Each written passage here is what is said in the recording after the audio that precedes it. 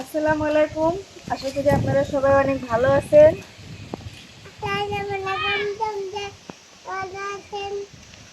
তো আজকে আমরা কিছু সবজি তুলবো রান্না করার জন্য। তোমরা আমাদের সাথেই থাকবে।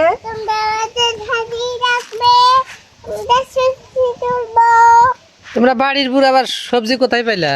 বাড়ির উপরে যে কয়েকটা বেগুন গাছ জায়গায় জায়গায় লাগিয়ে রাখছিলাম না, হ্যাঁ। দেখছো তুমি? এই দেখো কত সুন্দর বেগুন ধরা হয়েছে। মানে জঙ্গলে মঙ্গল হয়, এটা আমাদের জন্য মঙ্গলই হয়ে হয়েছে। এই যে বেগুনের যে বাবা। দাম 100 টাকা কেজি বেগুন। মস্ত বেগুন দেখো আছে। কত বড় বড় হয়েছে।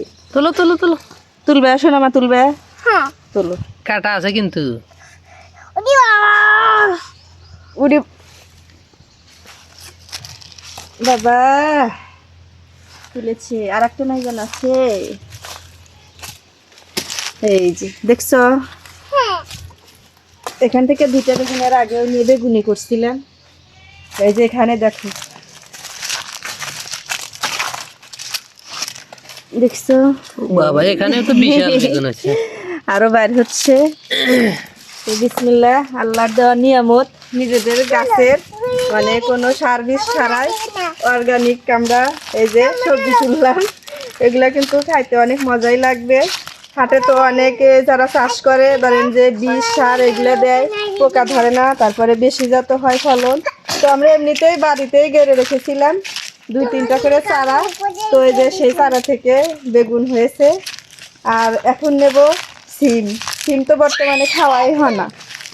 এর ভাবে এখানে আর একটা পাইছি। ও বাবা, এই গাছে না বড় আছে, দেখো নাই তোমরা? দেখবো কি, ওই যে আমাদের যে ক্ষেতের যে বাগুন আছে না, হ্যাঁ। ওইগুলোও তো খাওয়া হয়। বাবা, এই যে আজকে তো এত লাগবেই না, শুধু 2টা বেগুন দিয়ে ছোট মাছ রান্না করব, আর সাথে কয়েকটা আলু দেব, আর সিম তুলবো ভর্তা বানানোর জন্য। সিম তো শোন আমার বাবাকেই পারতে হবে, কারণ সিমও আমার- তো এগুলা বড় বড়ই হয়ে গেছে। যেগুলা বাত্তি সিম যদি ভর্তা করা যায় খেতে অনেক মজা লাগে। তো তুমি দেখে দেখে বাত্তি গুলা পারবে। বেগুন, এই যে তোমার বাবা এখন ছিম উঠাচ্ছে। হ্যাঁ, ঠিক আছে।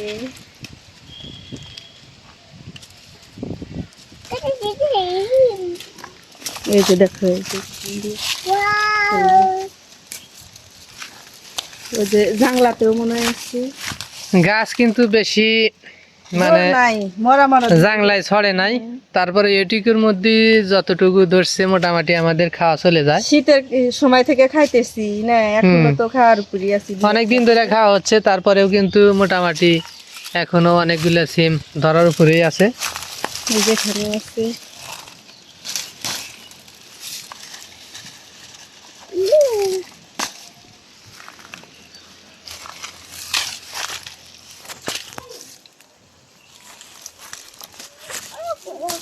এই যে দেখো, এগুলো মনে হয় নষ্ট হয়ে যাচ্ছে, মানে তোলা বেগর খাওয়া হয় না, এই জন্য। আর কি খাবো, রোজার দিনে তো বেশি লাগেও না, রান্না করলে যা রান্না করি তাই থেকে যায়।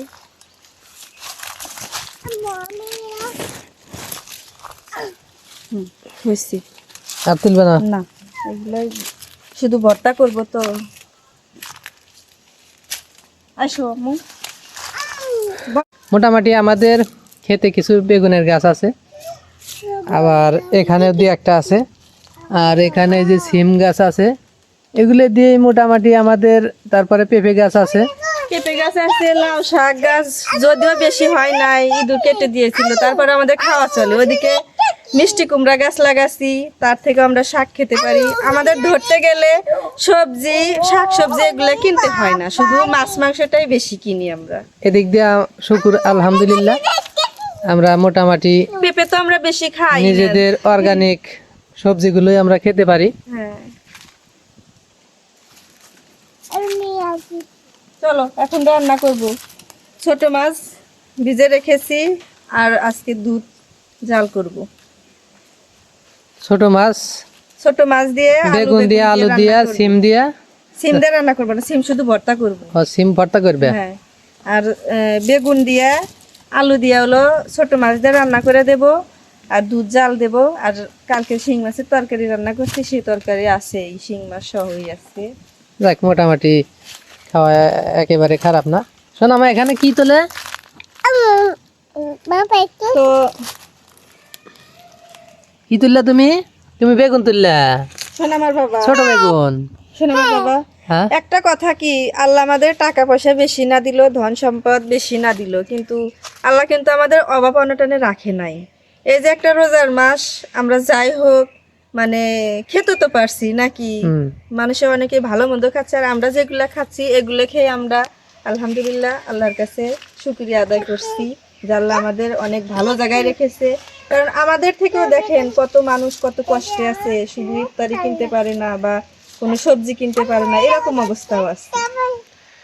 এটাই আমাদের শুকরিয়া যে আল্লাহ তাআলা, আমরা যেভাবেই চলি আল্লাহ তাআলা আমাদেরকে মোটামুটি মানে নিম খাওয়ায় না, ভালোই খাওয়ায়।